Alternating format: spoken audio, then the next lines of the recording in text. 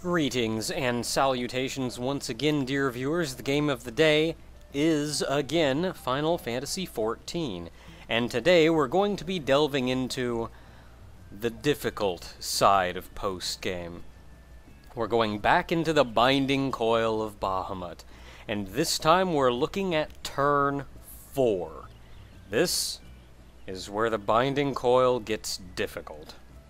The first 3 turns of the Binding Coil have been largely introductory. As long as you know what you're doing and are appropriately geared, everything shouldn't be that difficult. Turn 4 is where you're going to start having trouble. Since patch 2.2, you can of course go through the duty finder for this, and you may want to for practice, but if you actually want to expect a win, I would suggest, as always, going through the party finder. Now for turn 4, I would suggest a bare minimum item level of at least 80. At least 80. Since 2.2, it should be a lot easier to get even higher than that. And with the echo buff, you should at least be able to have a little bit of leniency. Now this video was actually recorded right after the 2.2 patch, so I don't believe the Binding Coil had actually gained any buffs yet. Of course, I forgot to record an intro, so I'm just kind of standing here for the sake of standing here now. Now, turn 4 is a little bit different in that it is a gauntlet. There are 6 phases to turn 4, and the first 4 phases are largely tutorials to show you what each enemy you'll be encountering does and how to deal with them. You are on a time limit in dealing with each phase. If you don't finish it fast enough, the next phase will come down right on top of you. So if you fall too far behind, you're just going to have way too much to deal with. I will, of course, be explaining the individual monsters and each phase as we get to them. Now, since I did completely forget to record an intro for this video, and I have this here for you here, let's skip ahead to when I actually get in. Alright, so here is our party pre-made. Now the only real thing that I would suggest out of this is you want at least 1 melee and you want at least 2 magic DPS. This is specifically for the soldiers and knights, but I will be getting to them as we get to them.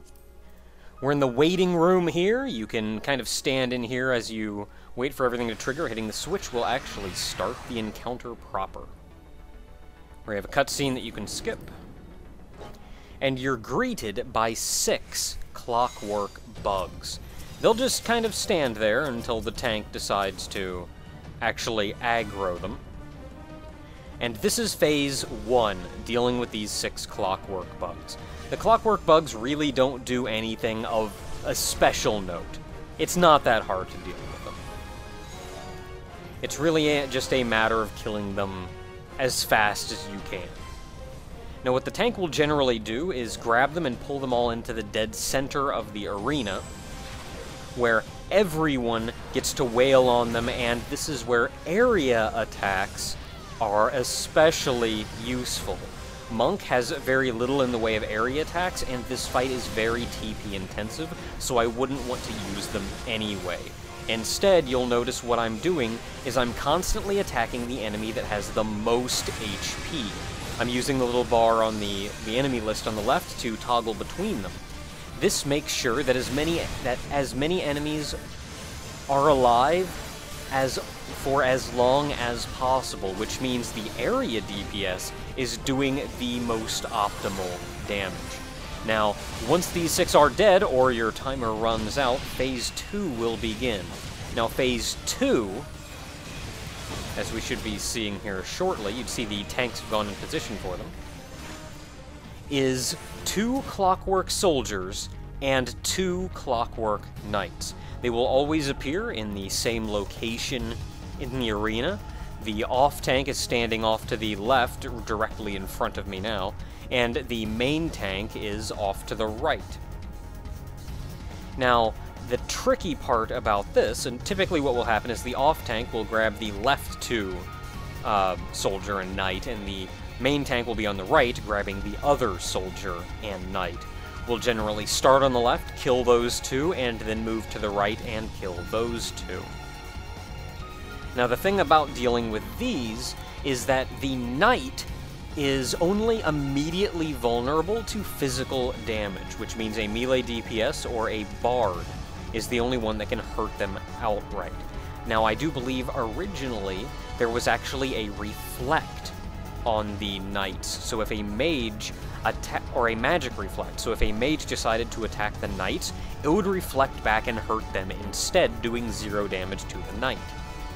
They also have a natural magic stone skin up, so you have to do an amount of magic damage to them in the first place in order to be able to hurt them with magic at all. So it's a quick way to kill your mages is to have them attack the knights. I think, and I'm probably incorrect on this, that the reflect was actually removed in 2.2 or shortly after 2.2, leaving only the natural stone skin. And the same actually goes for the soldiers, only the opposite. Only magic users can directly harm the soldiers. Physical DPS, as I mentioned, Monk, Dragoon, and Bard, as well as tanks, for that matter, won't be able to actually harm the soldiers until they work away on that physical stone skin that they have. The soldiers, however, do not reflect, unlike the knights. So we're going to go over and kill the knight as fast as possible. This is where I'll generally use a cooldown or two, but not much. I will not use blood for blood here, if only because the knights and soldiers actually have a large area swing around them, and this swing hurts. Our tank appears to be having trouble containing these two, but that swing hurts.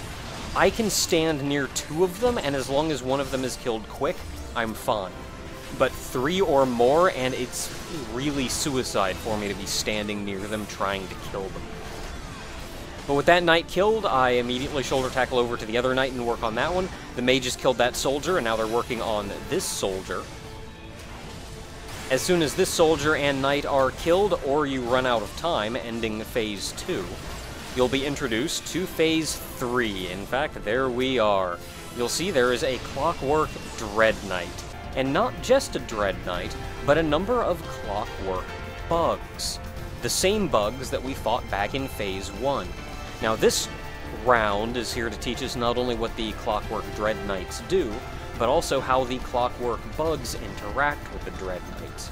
And by interact, I mean the clockwork dread knights all on their own hurt a lot. It is very likely, and I've actually seen more often than not, the leading cause of failure in this fight, in this particular instance, is the tank dying.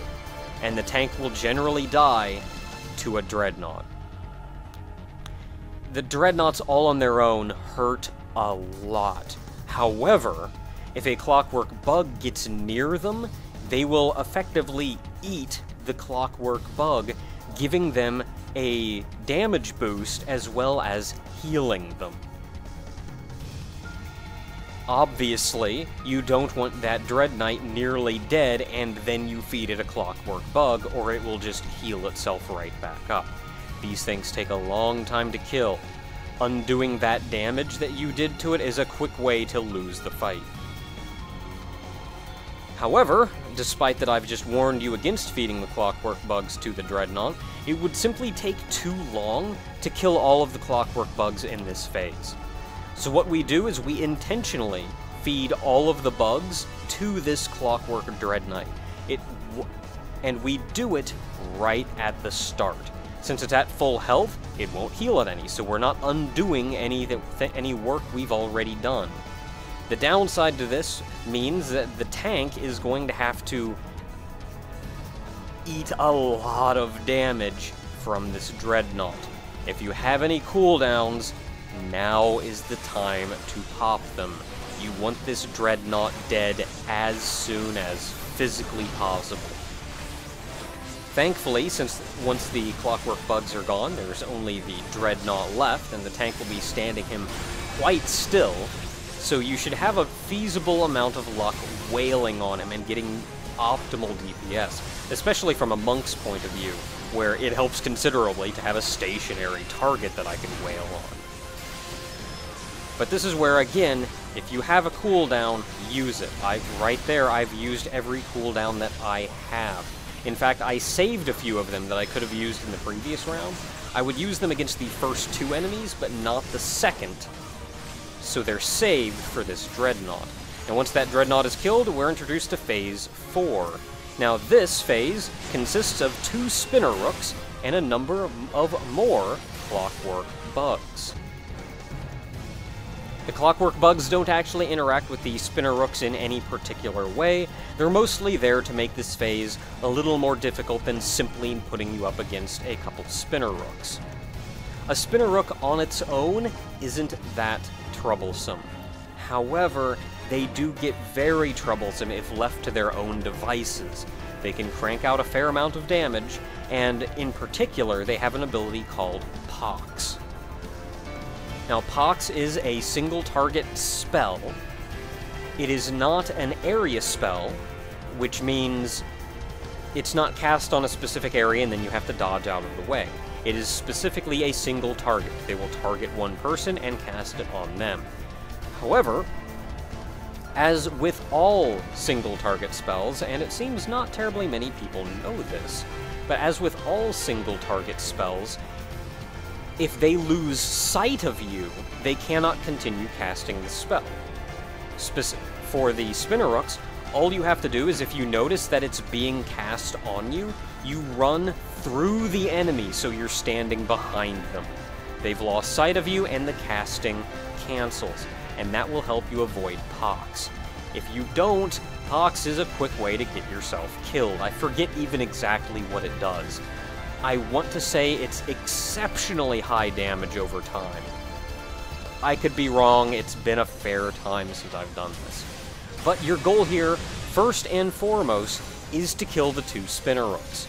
You target the first one. I usually attack the one that's closest to me. Sometimes it's not made especially clear by the group which one we're supposed to attack first, and I may end up tanking one. If I am tanking one, that's where I'm paying attention to whether or not it's casting Pox. Area attacks are also very good here because they're going to be mixed up with all of the clockwork bugs, and you want those bugs dead. Kill them, please. Especially with the echo buff that you should have now, you should have no trouble killing these clockwork bugs as soon as possible. If you can't kill them fast enough, you're going to have a little bit of trouble come the next phase, which is coming up very, very shortly. Because another dreadnought shows up. In fact, this is Phase 5. You can consider the first 4 phases of this fight your study. Phase 5 and 6, then, are your test. You see, this wasn't just a clockwork dreadnought that showed up. This was a dreadnought as well as a knight and a soldier. Now, a knight and a soldier on their own are going to cause a lot of trouble. The dreadnought is, of course, still standing there off to the side. One of the tanks, the main tank specifically, will be grabbing the dreadnought. If there are any bugs left over, you're going to want to keep them away from that dreadnought. Normally, it wouldn't be a big deal to simply feed one bug to that dreadnought, but things are going to get messy for that tank very quickly. Your goal here is to kill the clockwork knight and the soldier, and then kill the dreadnought. You're not going to kill the dreadnought before the end of the phase. That's when things get messy. But first and foremost, you're killing the knight and soldier, so the off-tank should be grabbing them. Kill them as soon as you can. I wouldn't necessarily pop any cooldowns yet, or if you are, just 1 or 2. But we've fought the knight and soldier before, so you should know how to handle them. Everybody keep away from them. Mages on the soldier, melee, physical, I should say, on the knight. And you do want them dead very quickly.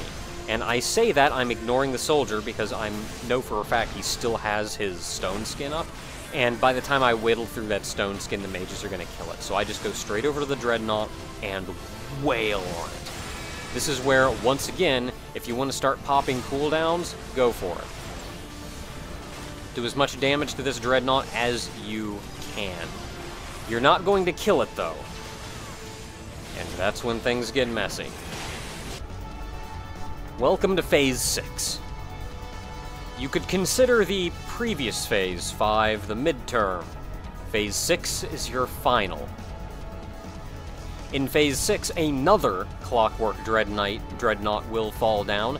I do not know the specifics of positioning throughout the various phases.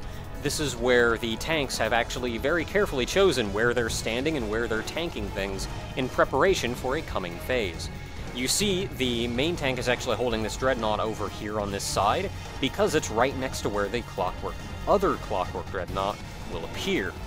This lets the main tank grab the second dreadnought, and this is where things get messy. You see, for one, not only is the second dreadnought there, but a spinner rook has appeared. Not only is there a spinner rook, but another Clockwork Knight and another Clockwork Soldier have appeared. And not only that, but a few Clockwork Bugs have appeared. If you can manage, I would suggest somebody grabbing the Clockwork Bugs and keeping them away from the two dreadnoughts. The main tank is eating a lot of damage, and I am not even kidding. They are getting wasted in that corner. Fighting two Clockwork Dreadnoughts is something they can only do for a very short amount of time. They're over there popping cooldowns and doing everything they can to just live. Somebody grab the Clockwork Bugs and get them the crap away from the Dreadnoughts. Melee attack the Spinner Rook. You can see I'm going over and grabbing the Spinner Rook here. The off tank is grabbing the Knight and Soldier and keeping them off to the side. Everybody wails on the Spinner Rook. The Spinner Rook, this is where having a melee comes into handy because you can limit break it. A single level 1 limit break will do fine. Kill the Spinner Rook, and now immediately get back on that Dreadnought that you had half dead before. Your priority is killing this Dreadnought. If you can kill even this one, you're giving the main tank over there a much better chance of survival. I was standing a little bit too far to the side. The Dreadnoughts, by the way, you do not want to stand in front of, or even very far off to the side. Their regular attack is a huge cleave. And you see, I got hit by it once, and it knocked off 2/3 of my HP. Once again, your priority is killing this one Dreadnought. If you can kill that Dreadnought before your main tank dies, you have a much better chance of actually winning this fight. Once he's dead, kill the Knight and Soldier. Once again, melee, I'm going for the Knight. The mages are going for the Soldier. If you haven't, I've heard tale of another strategy that had everyone in the previous Phase 5 killing the Dreadnought as their first priority instead of the Knight and Soldier. This means then that the main tank in Phase 6 is only going to have one Dreadnought to deal with, and he's going to have a much easier time surviving. However, this means also in Phase 6, the off tank is going to have 2 Knights and 2 Soldiers on him. This is going to really hurt the off tank, and any melee DPS is going to have a very hard time getting in there to hit any of them. Being near that many Knights and Soldiers and their area attacks, real quick way to get melee killed. It's another strategy though, so take it as you will. Well, we're killing the Knight, or I'm killing the Knight, the mages are killing the Soldier. The Clockwork Bugs, right now, we're ignoring. Not even gonna mess with them. The Clockwork Bugs die easy enough, not gonna mess with them. The only thing that should be left alive right now is the Dreadnought and the 2 Bugs. So once again, kill the Dreadnought. Pop every cooldown you have, do everything you can, get this Dreadnought dead. not only is it hard for the tank to continue living, he's survived long enough to get past 2 of them, but 1 is still no cakewalk. But, much like how if you waited too long in Phase 5, Phase 6 would just drop down on top of you. If you don't finish Phase 6 in time, raid-wide damage starts pulsing out. It hurts, so you can't take forever. If need be, you can heal through it to a degree. They brought the 2 bugs over, and the dreadnought ate both bugs and healed plenty, so that was a genius move. And now you can see we've taken too long, so we're starting to get hit by the raid-wide pulse of damage. But we managed to kill the dreadnought, despite whoever fed the 2 clockwork bugs to it. And with that, we have won. As I mentioned before, this may not seem that complicated on paper, but this is an exceptionally hard fight. As long as you know what to do going through it, everybody should have a pretty easy time, except for the tanks and healers. The tanks, because they are getting wrecked this entire fight, and the healers, because they've got to keep the tanks alive. That's it for turn 4 of the Binding Coil of Bahamut. One of the more difficult things you can do in this game.